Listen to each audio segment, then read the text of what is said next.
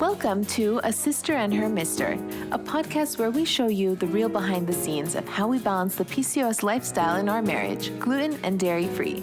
I'm Tallene, your fellow sister and registered dietitian. And I'm Sirak, husband, engineer, and PCOS personal trainer. We're gonna make PCOS a little less overwhelming and a lot more fun. Cyster and Her Mister.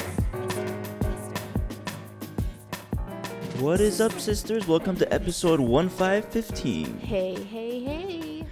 Tallene, I hope you don't expect me to sing happy birthday to you like you did to me last week. But happy birthday to you, my love. Do it. Nah. You can't get that out of me. But it was Tallene's birthday yesterday. We're recording this on a Saturday. But yesterday, Friday, was her birthday. So thank you for being born on such a wonderful day. Thank you for all the wonderful birthday gifts. Yeah, I mean, including salsa dancing. Yes, I had to kind of compete with what time. Our birthdays are 1 week apart. So what that means for the rest of our lives is Tallene gets me something and I have to up it. Exactly.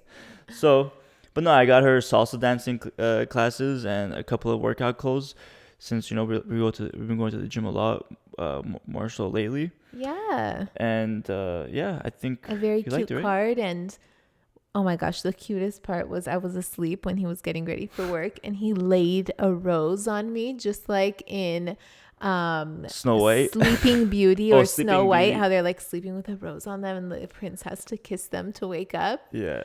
It happened. Oh my God. It was a good birthday. It was, right? I Yeah. think it was great. And then we had like an amazing dinner at night. For those wondering, how do you eat gluten and dairy or go gluten and dairy free? And even on days like your birthday where you just want to you want to go nuts or you want to just enjoy a really nice meal. Tanya, what did you eat yesterday? Yesterday we had gyro. Yeah. What gyro? How do you say it in I think English? it's gyro. I have no idea, but it's basically the thin sliced meat on yeah, or potatoes, lamb. Yeah. And then it was on French fry style potatoes with some tomato sauce. So usually, garlic. this is like a delicacy in like a lot of Middle Eastern cultures. It's called döner, and it's basically like you put the meat on top of like the bread.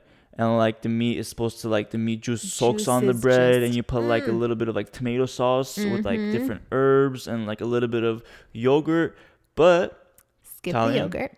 She I think sumac. I put that on top. Yeah. Give it that tangy flavor. But it was delicious. I think mine was the same way too. It was potatoes underneath and just a little bit of the It's actually salsa. supposed to be pita bread underneath, but because I'm gluten free and it tastes good, we request potatoes underneath. Yeah. Well, in this case, it was your parents who made it or who got it for us. They got it for us, but also who doesn't like potatoes and meat? Yeah, that's true. So yeah, that's just one of a few ways where you can still enjoy yourself on your birthday. You don't have to worry about gluten and dairy free. I'm not gonna be able to enjoy like a very rich meal. It's a good time to think of your favorite meal and make it gluten and dairy free. Yeah, we do all the time. Just I think last week we were at a restaurant, the Front Yard, and we got what was it? We put on the Instagram story. Yeah, burgers, and you got no buns. No bun and just French fries. On the And side. I got a regular one with buns, but a salad. Yeah. We kind of shared it too because you got some of the salad, I got some of your fries, and it was easy. And I wanted to mention this on Instagram, but I only thought of this afterwards because we moved the dish that we were sharing. I'm not sharing. The appetizer that you got for yourself. Oh, yeah. We weren't sharing it. He ordered mac and cheese and he's like, let's move this out of the picture so they don't think that you ate it. But I was like, well, people should know. You can order mac and cheese and I don't have to eat it. And we don't need to go the rest of our lives without ordering the appetizers you want to eat. That's just true. because I'm not going to eat it. You can eat it tomorrow. Yeah. I packed it in your lunch the next day. You even reminded me. I was like, I'm going to get the mac and cheese. But I was like, you can't eat it, so maybe I won't get it. And then you're like, no, just get it, babe. You eat some of it now, and then you take some of it home. And I ate it for lunch the next day. And, that's just we need to take more accurate pictures. So. All right. This goes into our topic of today's episode, which is the best supplements for PCOS. Not just take of course a multivitamin is great, but just like what is What the heck do we need to take? for PCOS specifically and for good health? Yeah, and the answer is there's not one supplement that's going to solve all of our problems. Mm-hmm. But if you do understand the root issue of your PCOS, then you can curate what supplements are more necessary for you that will benefit you more than others, so that you don't have to be spending all this money on every single supplement you come across that they say is good for PCOS. And not to mention, like, before we start to like go into details and stuff, really the most important thing you should start with first is diet and the lifestyle change, because like no matter how we eat, I'm sorry, I should say no matter how many vitamins you take, the way you eat really dictates how you feel. So if you feel bloated, or you feel like, you're having like a little bit of stomach issues, the vitamins or whatever you take is not gonna like fix that instantly. It's gonna help, but what really is gonna fix that is the way like we eat, and the way we like remove gluten from our diet.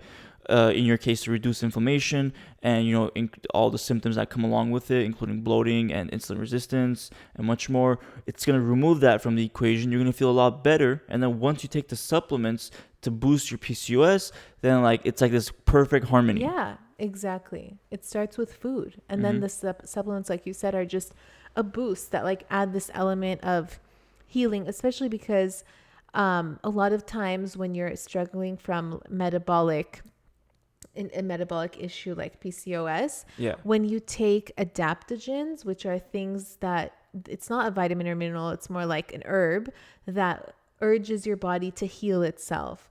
Like if you're constantly eating foods that are going to produce inflammation and continually fuel that fire, and you take those adaptogens, it's like we're not moving forward, we're just staying in the same spot. It's true. So that's why diet is really important, and then come supplements. Let's get into it. You know best if these supplements are going to be good for you. You have to monitor your body and your mood while you're taking them. So before we get into like the top handful of supplements that we think are talked about most in the PCOS community, let's just go over some of the things that typically happen before we take the supplement, like birth control, which strips us of a lot of the vitamins and minerals that we need to absorb in order to have healthy bodies. Once you get off birth control, if you take a blood test, you might find that you're really deficient in a lot of things. So whether you're on birth control or not on birth control, it's important to consider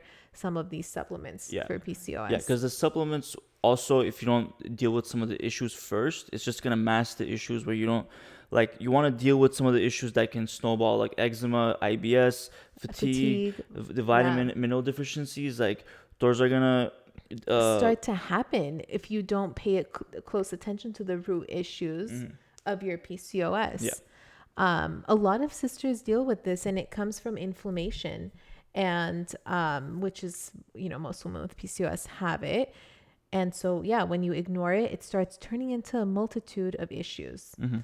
Like I said, birth control can mask all of that and also strip you of nutrients necessary to have healthy functioning bodies, especially when you get off of birth control. When you get off, you should do, if your doctor, provides it, take some sort of vitamin or like mineral test to see if you're deficient in specific things. Yeah, especially vitamin D. Yeah, and we'll get into why like vitamin D is very important, and how you can, take it to supplement your PCOS management and weight loss. But really, like, there's all these different nutrients and minerals that the body, as Tallene mentioned, is stripped of while you're taking birth control. So when you get off of it, you really want to make sure you replenish yourself that with nutrient dense foods and then supplements as well. And plus, there's like so many different types of vitamins and supplements. You also, like, before we get into it, the most important thing is know what type of PCOS you have. Knowing the type of PCOS you have will dictate which supplements are the most important. So we're going to start off, and the first one that we're going to start off will have to do with the specific type of PCOS. So sisters, make sure, like, if you haven't taken already, there's a quiz where you can find out the type of PCOS you have.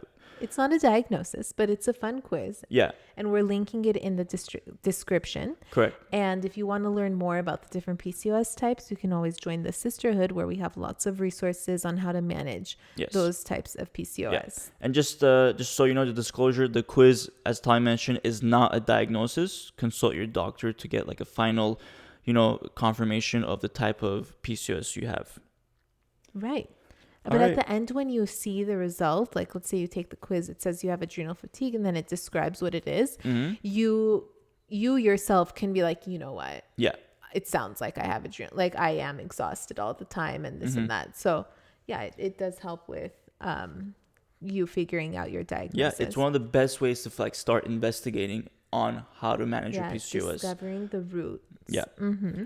So Let's start with my favorite supplement. that's right, Ovasitol. Ovasitol. Yeah. We have a 15% off code. This is the supplement that I can scream from the rooftops. It's helped so many women. We even have a whole podcast episode Including on your it. sister. My sister, Your myself. sister got off of birth control just like recently, about a month ago, and she's been taking Ovasitol the whole time.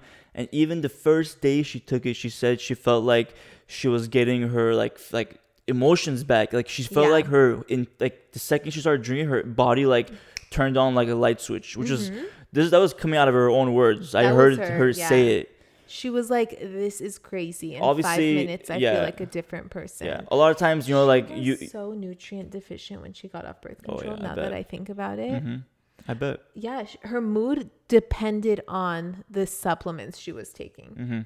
So that goes like to say like Ovasitol is one of like the most important supplements you can take. It's natural. It mimics the body's ratio of inositols and dechiroinositols And myoinositol. and myoinositols. So it helps your body regulate hormones, helps with insulin resistance and adrenal fatigue, and it's just a really important And step. because it's helping with insulin resistance, it's also helping with weight loss as a result. Because if you're healing the metabolism of your cells and they're more responsive to the food you're eating and taking that up and burning it for energy, and then you're not storing what you're eating as fat as much because your cells are not resistant to insulin. So I love Ovasitol for insulin resistance.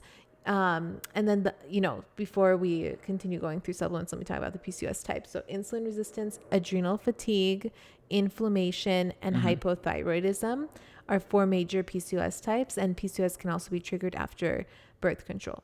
So but Ovasitol, I think overall, like most women can really benefit from it because 70% of us have insulin resistance and a lot of us have adrenal fatigue and inflammation. So and those are 3 components that can benefit. We also have personal stories of Ovasitol on Instagram at PCOS.weightloss. One of the highlights is Ovasitol, and you can see personal stories of people taking it and their improvements and how they felt while they were taking it.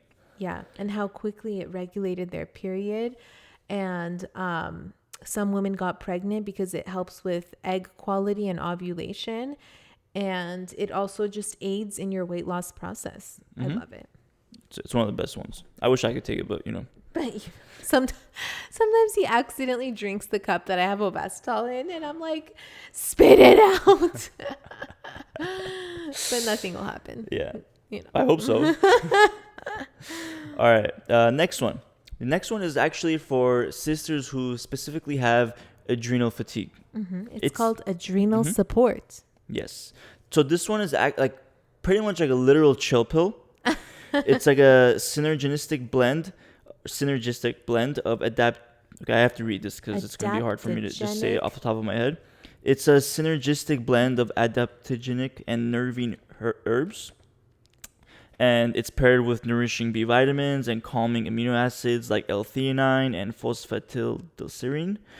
And it basically supports like sleep and cortisol balance. Cortisol is the stress hormone. We talk about while you work out. That's what is you get pumped full of for your body to go in that fight or flight mode. So it regulates cortisol and helps you relax and keep your adrenals, calm and level. Yes. My sister took this one. Oh, she did? And a lot of women with PCOS have elevated cortisol at night and low cortisol in the morning, which means that you don't have energy in the morning and then you're awake at night and you can't sleep.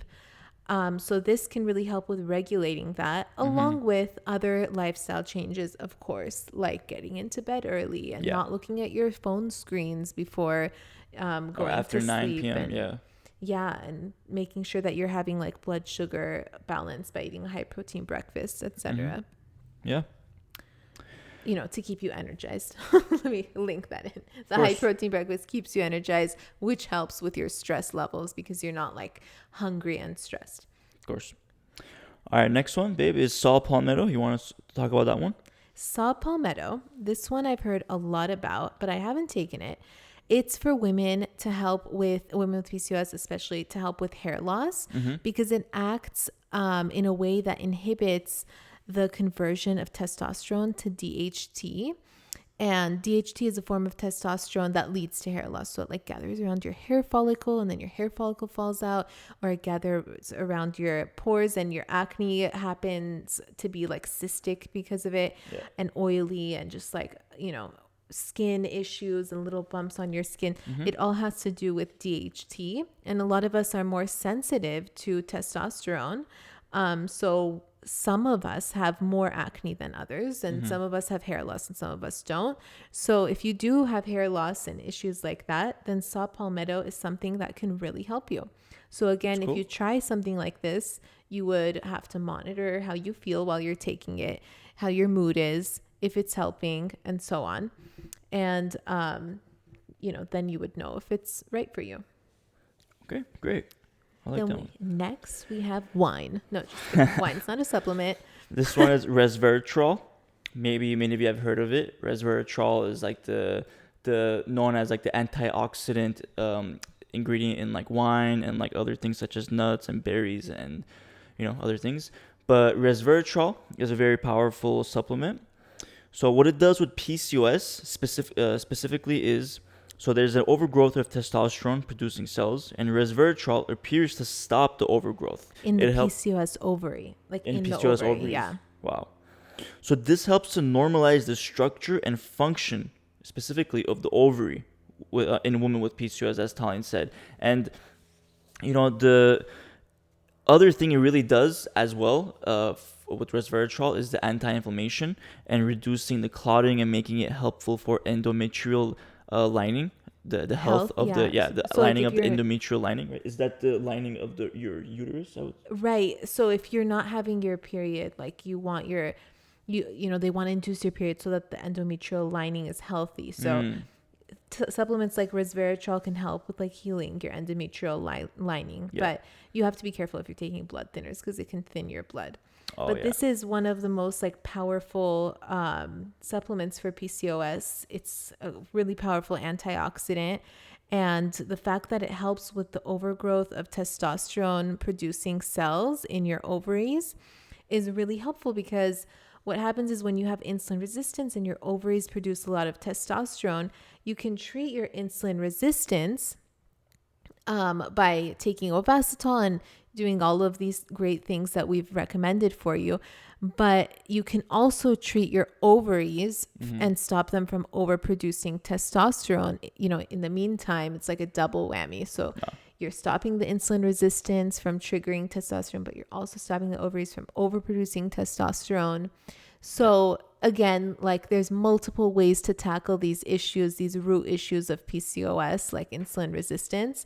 And you can do all these lifestyle things. You can take resveratrol. This is just another option for you. Yeah, and with resveratrol, don't like just go drink a bunch of wine. You won't get, that's just going to get you a little tipsy and all that. You won't get like as like what you need. So take like a supplement form.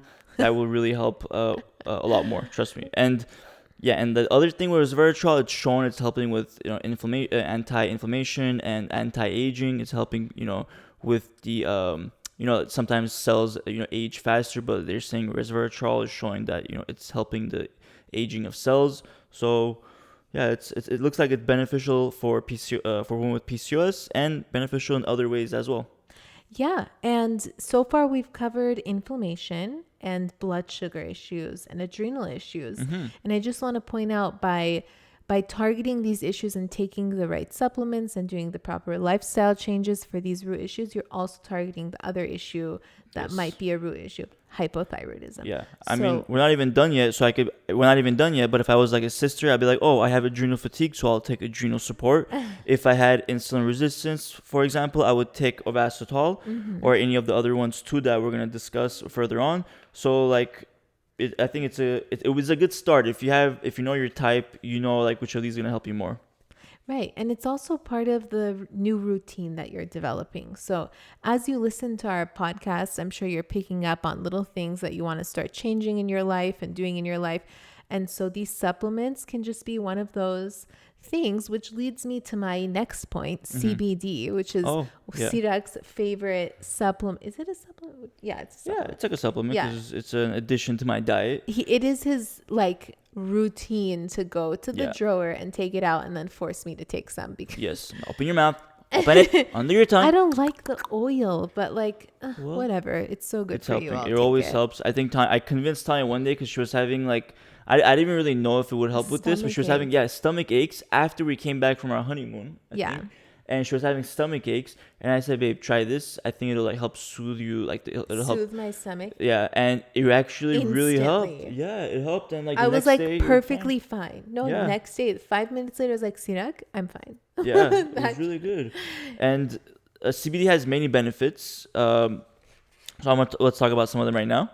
Number 1, regulation of mitochondrial function to improve the burning of excess sugar and fat as energy. Which means? It's supporting weight loss because it is... you explain it. You say it better. Well, yeah, it's supporting weight loss and it's supporting mitochondrial function, which means your cell metabolism. And it's helping your cells burn more sugar and fat and whatever you're eating and using it as energy. So this is the same concept as insulin resistance.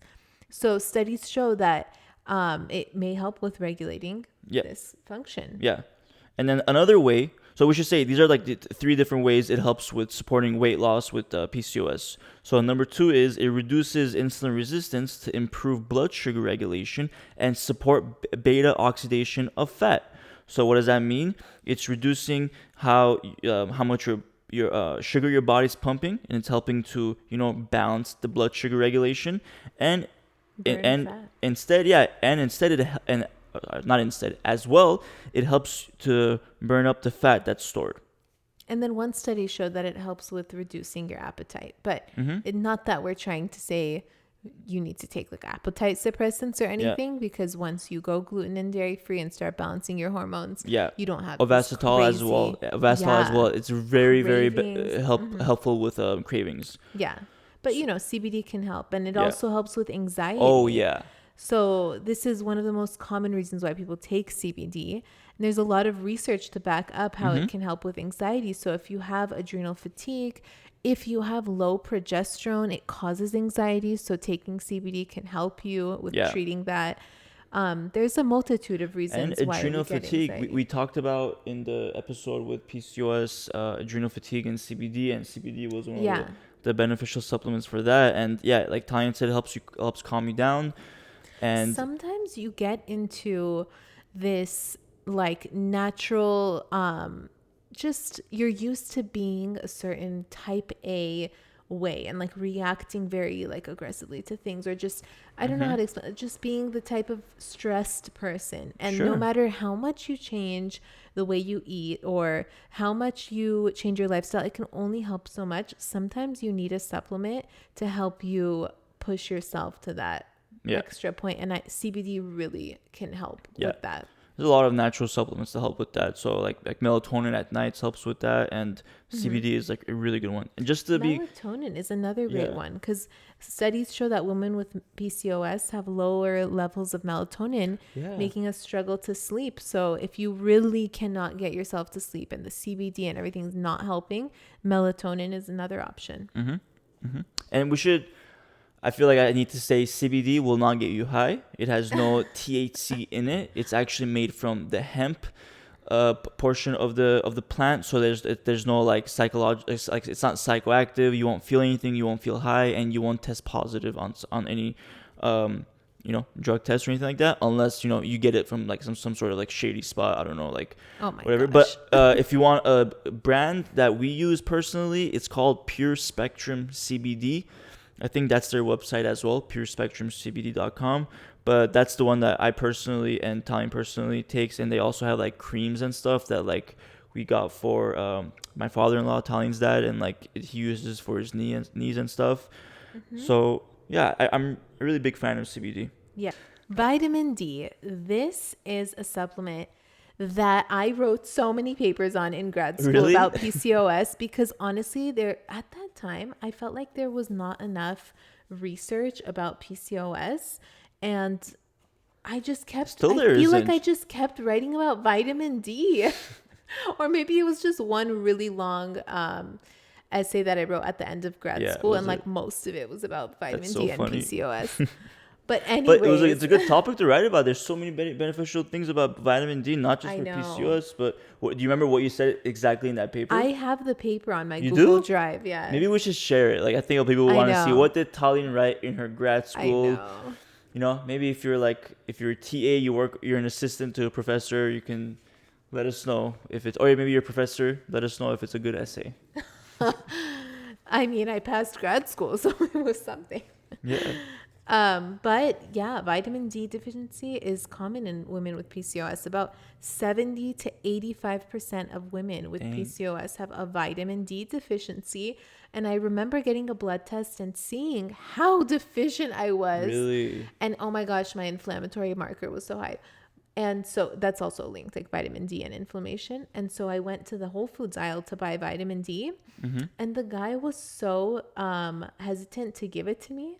He's like, did you have a blood test done? You can't just take vitamin D, because it gets, you don't pee it out like other water soluble vitamins. So you can actually like have too much vitamin D. So I guess the guy was just trying to be like, what are you, That just is walking true. in and taking it because you Googled something? And I was like, boy, you don't even know. You should see my blood work. Seriously. You would be pouring vitamin D down my throat. First of all, I'm a dietitian. You should be like, I'm a dietitian, son. But yeah, vitamin D, get your blood checked regularly to see how your vitamin D is doing, because it is linked and very clearly in research to inflammation and insulin resistance in women with PCOS. And so we need excellent vitamin D levels in our bodies. What's like the recommended like goal for women with PCOS? It's the ideal amount of vitamin D supplement should be like 2,000 milligrams. Oh yeah, that's the daily. You're right. I don't know why I asked. We were talking about this before the podcast started. But yeah, the FDA states 2,000 milligrams per day for Dietary, like if you eat. your dietary recommendation, which I think 2,000 milligrams is good. However, if you're already like under, based on your test results, if you're under, then you probably need to take a little bit higher. But definitely consult your doctor about that to find the level that's perfect for you.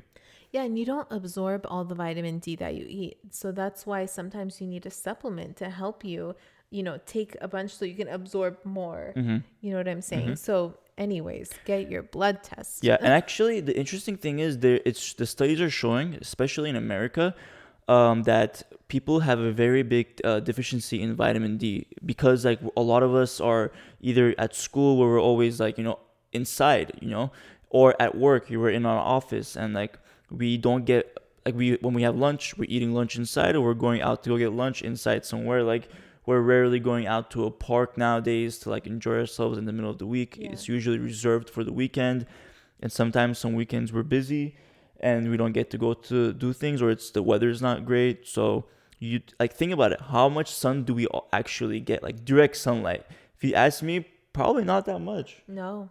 So I'm inside typing away in the sisterhood. Yeah. I am not getting sunlight. Yeah, I mean you have to. And also some people don't want to be under the sun. True. So vitamin D supplement is a great idea. And the thing is, vitamin D supplement also helps with the absorption of the ultraviolet rays from the sun. Meaning, not like the bad way, but like the good. Like if your body can't just absorb the ultraviolet rays from the sun and make vitamin D sometimes, like your body also needs some vitamin D to help facilitate that. So the conversion. yeah, Of the sun so to taking this vitamin D. helps with the conversion as well. And Vitamin D receptors are in your ovaries, endometrium, and placenta. So imagine like those receptors are there, and if you're deficient, then your ovaries are going to struggle. Yeah, so it hinders the development of the follicles on the ovary for women with PCOS, and it kind of stops ovulation. Yeah, it can. I mean, it doesn't directly stop it, but it can hinder it. Yeah. And then as a result, it can be one of the reasons why you're not ovulating, because like all these different factors, and vitamin D could be one.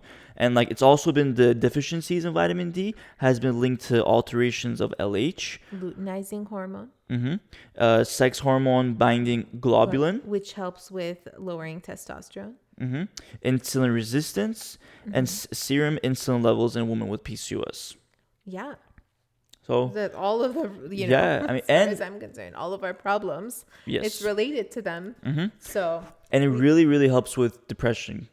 Oh, it does. It's studies are really showing now. Like it's basically like if you look at these studies, they're like it's almost proving that vitamin D, sunlight is so important for like mental health. Yeah. You know how I know if a supplement is good for me or not? And I probably should have said this earlier. It's if I take it and the next morning I feel some type of way. So if I take vitamin D at night and the next morning I just feel a little bit more energetic and light, then, and it's consistently like that, and then I stop taking it and then I'm not like that, then I know that that supplement is doing that to me. And I have like multiple supplements that change my like mood a little bit. Vitex has done that to me when I took it. Obasitol changes your mood a little bit. So yeah, vitamin D, try it again, like monitor yourself before you go to bed, and then when you wake up, see how you feel in terms of like your and like mental throughout state. the day, is it sustainable? Is it like spikes of this certain feeling, or is it a sustainable feeling? You want something that's going to be a good balance, so you're happy and you're feeling great. So yeah, just to finish that off, as you mentioned, there's all these great benefits of vitamin D with not just PCOS related symptoms, but with mental health. And another supplement that helps with ovulation and egg quality is maca. A lot of not women, matcha. Not matcha. Yeah, not powder, matcha. Matcha has tea. caffeine, and I mean, if you can get decaf, get it. But this is not. We're not saying matcha. This is maca. MACA. Yes. I don't think there's decaf matcha, but if you find it, let me know, because I love matcha. Loved. Anyways, maca, a lot of women trying to get pregnant take maca powder, like a little bit in your smoothie. It really helps with enhancing fertility, and it tells your body to release more luteinizing hormone, and that's the hormone that helps you ovulate. So maca powder is a adaptogen. It's not like a vitamin or anything. It comes from like a plant. So, and there's a multitude of adaptogens you can take, and they're, all pretty expensive if you ask me. So don't try to take all of them, but it's a nice gift. Like I gave you some for Christmas, like ashwagandha, maca, matcha. They're great. I kind of like, I have like a circuit with them. Like I put one this day. I circulate. Yeah. I kind of rotate them around to like, sometimes I take a break from them for a week or two, try to change it up. For me, the protein powder that I drink every morning, and Philosophy, right? Yeah, is that the name? Yeah. I always link it in my stories too.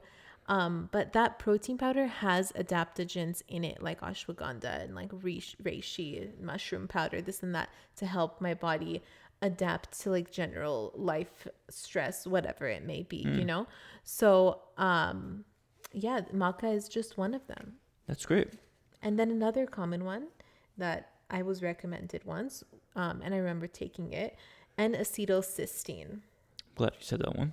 I did not want to pronounce it. N-acetylcysteine.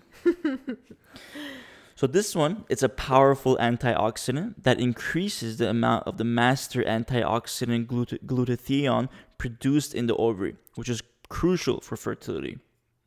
It also increases insulin sensitivity, anti-inflammation, reduces serum testosterone levels, and the free androgen index. Tanya, you want to explain some of these things that I just said? Yes. So again, it's targeting a lot of the root issues. It's targeting insulin resistance.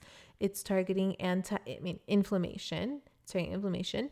It's targeting androgens. So that's stress hormones. I mean, N-acetylcysteine is really targeting everything that's underlying your PCOS. By targeting those two things, you're also targeting thyroid health. Yeah. So, this is one that a lot of women with PCOS are recommended. And women with high stress hormones and women who don't ovulate and have insulin resistance and inflammation can really benefit from N-acetylcysteine. And a study even showed that 1.2 grams per day of N-acetylcysteine combined with Clomid for women who were trying to get pregnant improved the number of follicles retrieved and the thickness of the endometrial lining and ovulation and pregnancy rates. Wow. And so when it was compared to Clomid alone. So what I'm saying is maybe, if you want to get pregnant and you're taking Clomid, you could like this study combine it with N-acetylcysteine.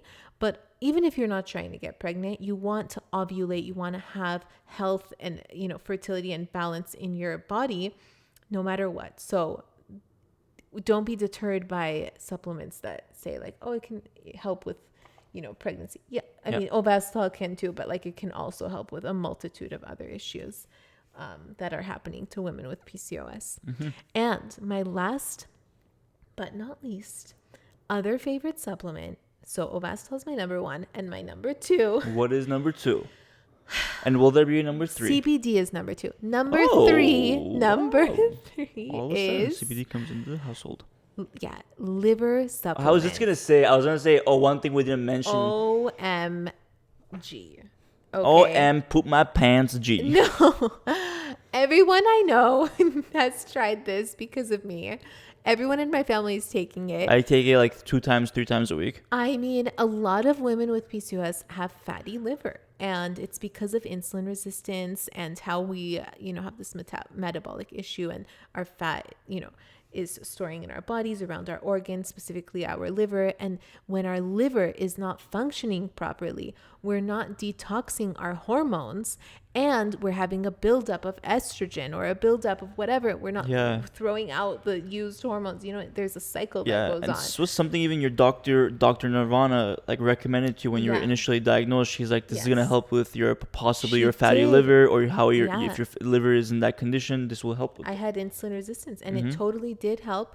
And another thing, it regulates your bathroom situation. Oh yeah, that's like the reason why I take it. Have a healthy bowel movement. Yeah. Healthy is key word. It's not laxative. It's like a healthy bowel movement. It's not like, oh my gosh, I have to go to the bathroom and like everybody turn the sound on so you don't hear me right now. It's nothing like that. There are ladies listening. I'm just saying, we've all been through it. Come on. I'm sure when you're in the stall and then you want to like keep it quiet. Oh. Anyways. We are ladies. We don't go to the bathroom. You're right. That's true. Kidding. That true doesn't exist. It just evaporates from your body because exactly. There's no such thing. But anyways, liver is really great. It's the liver supplement's really great. We will link it because I live for this liver supplement. I don't know why I haven't shown it on Instagram yet. Yeah, I know, right? Some things I just forget to show you guys because I'm so involved in my food, and I'm like, I have to post about food, but sometimes I should post the other things. Yeah. Like that's supplements. True. While you pull up our DMs and the sister of the week, just want to say if there's any supplements that you sisters have tried and that you think that is beneficial for others, let us know, message us, and we'll look into it, and we'll see, maybe this is something that a lot of other sisters can take and that can help them too. Yeah, let us know. So the win of the week, this was a DM, and she will be left unnamed. Yes. This is the win of the week, sister of the week, DM of the week, whichever way you want to call it, but it is the one of the week. Okay. Well, actually, might as well say her handle in case she's listening. Christia Marie. She DM'd me saying, happy birthday and thank you. All caps. Your knowledge about PCOS truly changed my life recently. I lost 12 pounds since the beginning of the year. I altered my workouts because of you and have committed to going gluten and dairy free. I'm also incorporating intermittent fasting. The weight is falling off and I'm so, all caps, so grateful to have found your page. I'm currently studying for my board exam and I no longer feel brain fog when I study or in general. Bloating no longer occurs and my energy level is up all the way. I hope to also be off blood pressure meds by doing this lifestyle change. I'm so excited that I finally found something that works for me and that I can continue throughout my life. My best friend / sister, CYST, is also in this journey with me, and she is just as ecstatic as I am. We've never felt better. Seriously, from the bottom of my heart, thank you. I hope you have an amazing birthday. So nice. It's such a nice message, and we're so happy for you, Christy. I think words can't describe. Yeah, I mean, you went through a lot, but like to get rid of the brain fog and the other symptoms, I mean, you're taking your board exam, so you're already going through such a high stressful like situation. So the fact that you were able to manage it and, you know, get your body through it is huge. So big shout out to you. Big congratulations. And so proud. Yeah.